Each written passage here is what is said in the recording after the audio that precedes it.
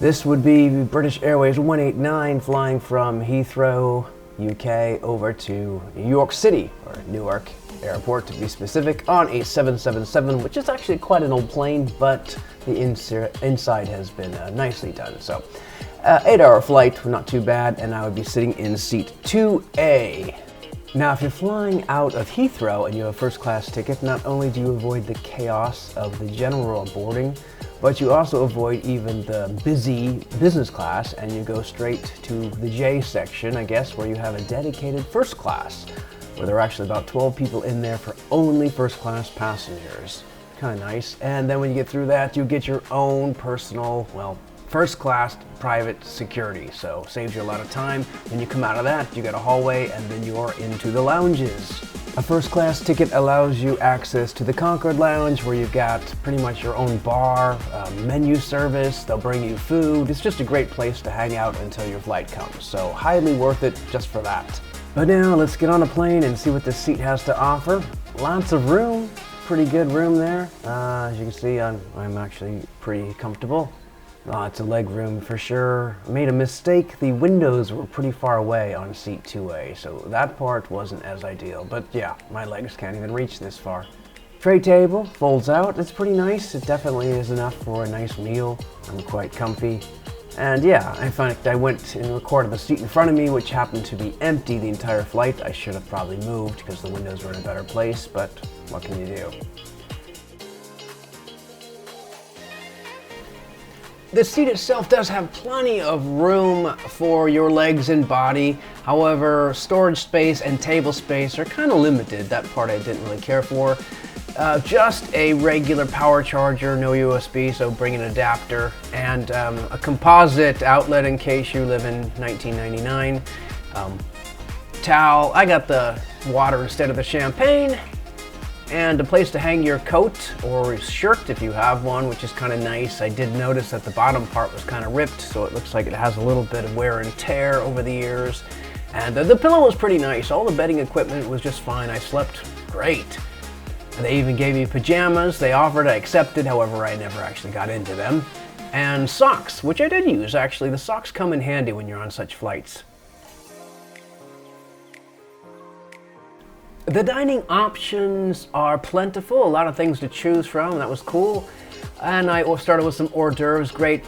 Added a Highland Sling, which wasn't a bad drink. Speaking of which, you have a lot of choices for your drinks. It's kind of fun. I wish I could drink them all.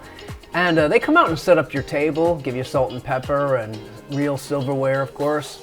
Bread is like all airplane bread. It's just never very good. It's always a little stale. I had an artichoke dish, pretty good. I'd say that was one of the better things I had. The braised rib was not very good. In fact, I found that very disappointing.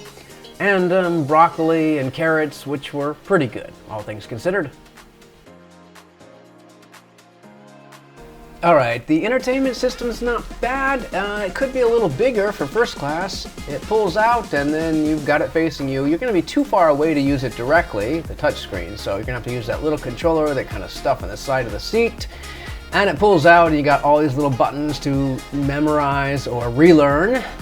And of course, when you plug in things, it's gonna get a little bit of a wiry mess. Headphones they give you are really nice. I actually did use them. I watched a little bit of their entertainment system. I believe noise canceling, so they did the job.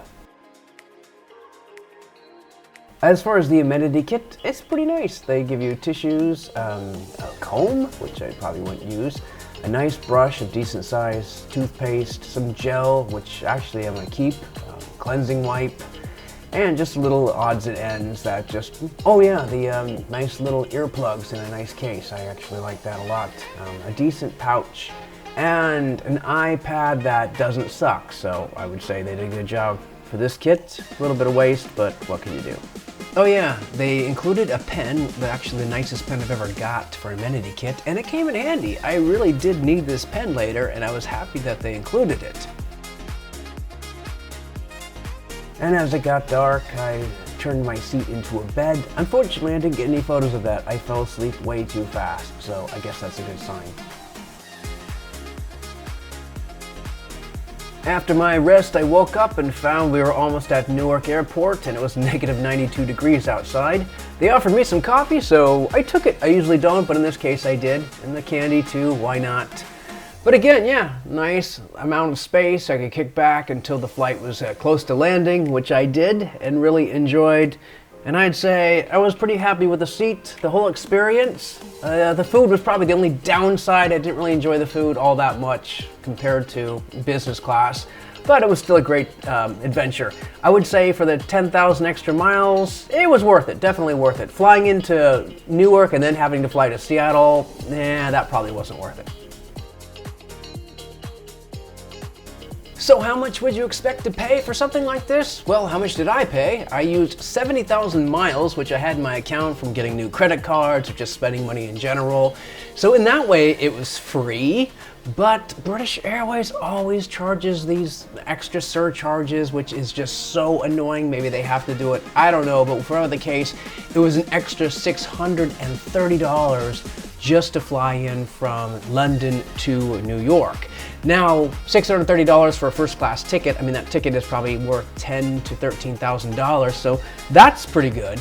But I would say if you can find the flight on American Airlines or something else, you would be saving probably $600 right then and there and using around the same amount of miles. However, you would not get that extra service at Heathrow, like the Concorde Lounge and that priority boarding and priority TSA security checks, so you'd be missing out on that. But I don't think that is worth $600. So again, if you can find it another way, then great.